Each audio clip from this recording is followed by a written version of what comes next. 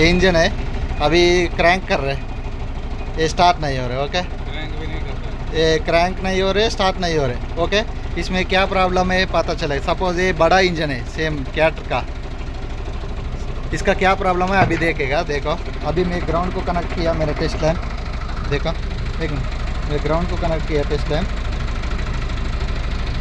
और की को क्रैंक कर रहे। देखो ये टेस्ट लाइट जलेगा। ओके, अगर मेरा ग्राउंड ख़राब है तो, ग्राउंड सही नहीं है तो ये टेस्ट लाइट जलेगा, ये इंडिकेशन है ग्राउंड फॉल्ट है। अभी क्रैंक करो,